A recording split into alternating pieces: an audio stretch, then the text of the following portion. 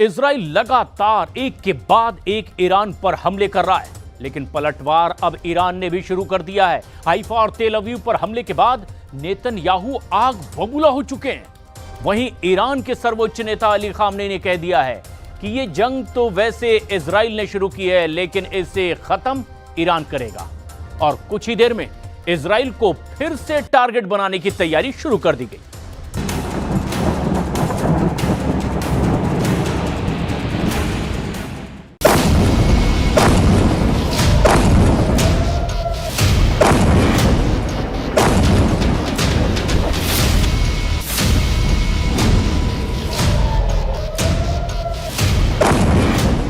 सौ घंटे 300 से ज्यादा हमले, तेल अवीव से लेकर हाइफा तक हाहाकार मचा है। ईरान अब जिस वक्त चाहे जहां चाहे इजराइल की हर उस लोकेशन को टारगेट कर रहा है जहां नेतन्याहू की नस दबी हुई है, यानी इजराइल के वो शहर, वो लोकेशन जो उसकी सुरक्षा के लिहाज से बेहद खास मानी जाती हैं। हाइफा की इन तस्वीरों को देखकर इजराइल का दम घुट रहा है। नेतन्याहू के सबसे खास शहर और ठिकाने इस वक्त ईरान की जद में है। कैपिटल तेल अवीव के पास बेन गुरियन इंटरनेशनल एयरपोर्ट, आर्थिक राजधानी हाइफा, दक्षिण में नेगेव का नेवातिम एयरबेस, नेगेव में ही इजराइल का डिमोना परमाणु अड्डा। इजराइल में सबसे नाजुक ठिकानों पर मिसाइल गिरते हुए देखकर नेतन्याहू बहुत ज्यादा दबाव में है। ईरान की मिसाइल जहां मन आता है वहां गिरती है, जहां खामनेई चाहते हैं वो ठिकाना तबाह कर देती है। ईरान की मिसाइलों को रोकने वाला दम अब इजराइल में नजर नहीं आ रहा। 13 जून को इजराइल ने ईरान पर हमला करके वाकई खामनेई को चौंका दिया था। तब ईरान के बड़े बड़े कमांडर ड्रोन हमलों में मारे गए। इजराइल के अटैक में ईरान के कई वैज्ञानिकों की भी जान गई। पूरा ईरान परेशान था कि आखिर हो क्या गया। लेकिन जब ईरान का बदला शुरू हुआ तो 13 जून को ईरान ने इजराइल पर करीब 150 मिसाइलों से हमला किया। 14 जून को ईरान ने 100 मिसाइल दागी और 15 जून को भी इजराइल पर 100 मिसाइलों से हमला किया गया। यानी 3 दिनों में ही ईरान ने करीब 350 मिसाइल से इजराइल पर अटैक किया है। और इन मिसाइलों को रोकने में इजराइल नाकाम साबित हो रहा है। आसान भाषा में कहें तो ईरान को लेकर इजराइल का गणित गड़बड़ा गया है। 80 के दशक में ईरान ने इराक से 8 साल तक जंग लड़ी। तब ईरान का सामना सिर्फ सद्दाम से नहीं था। तब सद्दाम के साथ अमेरिका, तमाम यूरोप और रूस भी थे। उनकी तरफ से इराक को हर तरह की मदद पहुंचाई जा रही थी। तब 1979 की क्रांति के बाद ईरान का नेतृत्व नया था और अनुभवहीन था, लेकिन ईरान 8 साल तक लड़ा। इस युद्ध में 10 लाख से ज्यादा लोगों की मौत हुई।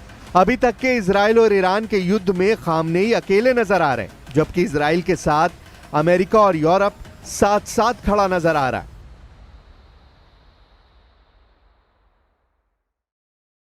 Well, I hope there's going to be a deal.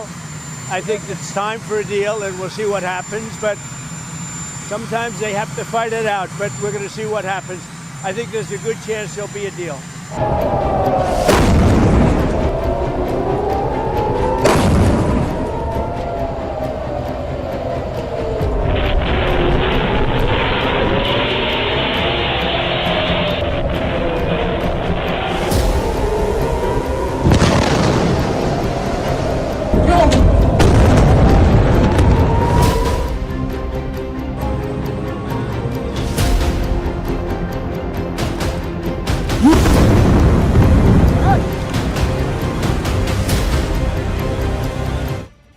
Haifa, तेल अवीव और बाकी शहरों में शुरुआती दिनों के हमलों की तस्वीरें पूरी दुनिया तक पहुंच रही हैं। शुरुआत के 3-4 दिनों में ईरान ने इजराइल और उसके साथी देशों की गलतफहमी बहुत हद तक दूर कर दी है।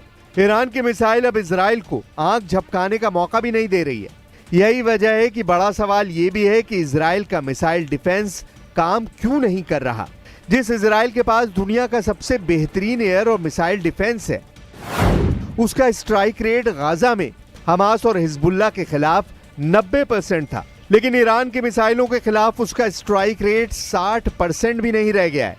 पश्चिमी मीडिया की रिपोर्ट्स बता रही हैं कि अब इजराइल ईरान की हर 10 में से सिर्फ 6 मिसाइल ही रोक पा रहा है, यानी 4 से 5 मिसाइल इजराइल पर कहर बनकर टूट रही है।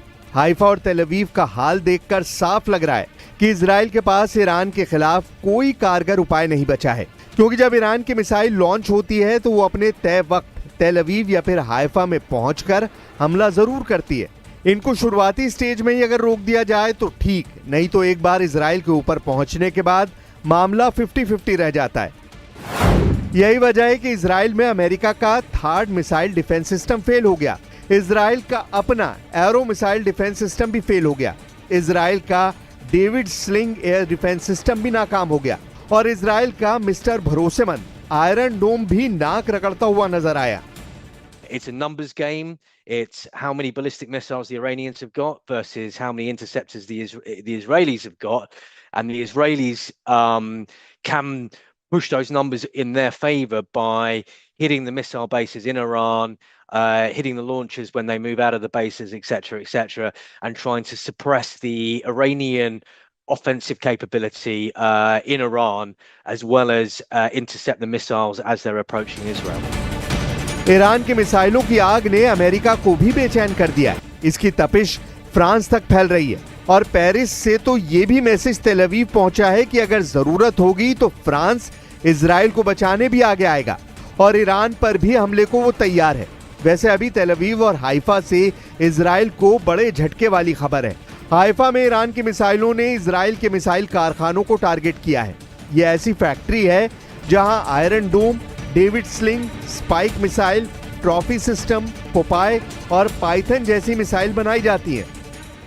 پاسخ ما به رژیم صهیونیستی دفاع مشروع طبق حقوق بین الملل، طبق عقل، طبق منطق انسانی است. ईरान के टारगेट पर इस वक्त इजराइल के कम से कम 25 ठिकाने हैं। इनमें परमाणु अड्डे भी हैं, इनमें मिलिट्री बेस भी हैं और ऐसे टारगेट्स पर ईरान की मिसाइलों ने लगातार स्ट्राइक की है। अब खामनेई के ऑर्डर पर इजराइल को दहलाने की पूरी तैयारी है। ईरान की हर वो मिसाइल जिसकी रेंज 1500 किलोमीटर के आसपास है वो इजराइल पर हमला कर रही है और कई हमले को तैयार है। ईरान की मिसाइल खुर्रमशहर, रेंज 2000 से 3000 किलोमीटर तक। ईरान की शहाब 3 बैलिस्टिक मिसाइल, रेंज 1600 से 2000 किलोमीटर। ईरान की Sejjil ballistic missile, range 2000 kilometre. Iran की गदीर मिसाइल और इमाद मिसाइल, दोनों की रेंज 1800 किलोमीटर। लेकिन पिछले कुछ सालों में ईरान की खतरनाक मिसाइलों की तादाद तेजी से बढ़ी है और उसने ऐसी मिसाइल तैयार की हैं जो इजराइल और अमेरिका के अड्डों को ध्यान में रखकर तैयार की गई हैं। इनमें सबसे खतरनाक ईरान की 3 नई मिसाइल हैं जो तेज हैं और इजराइल के रडार सिस्टम को चकमा देना जानती हैं। ईरान की फतह हाइपरसोनिक मिसाइल, रेंज करीब 1500 किलोमीटर। ईरान की हज कासिम मिसाइल की रेंज भी 1500 किलोमीटर के आसपास है। ईरान की खैबर शिकन मिसाइल भी इजराइल को अपनी रेंज में रखती है। कुल मिलाकर ईरान के पास 8 तरह की मिसाइल बड़ी खास हैं जो इजराइल के 1-1 इंच को कवर करती हैं। ईरान ने इसका मुजाहरा दिखा भी दिया है। ईरान का ऑपरेशन ट्रू प्रॉमिस 3 तेज होता जा रहा है। ईरान पर इजराइल के हमले से इस युद्ध की शुरुआत हुई, लेकिन अब तेल अवीव से लेकर हाइफा और नेवातिम जैसे बड़े बड़े अड्डों तक ईरान की मिसाइलों का खौफ है, क्योंकि ईरान ने पूरा बदला लेने का वादा किया है। 中方对以色列袭击伊朗并导致军事冲突骤然升温深感担忧。我们呼吁各方立即采取措施，推动紧张局势尽快降温，防止地区陷入更大的动荡，为重回对话谈判解决问题的正轨创造条件。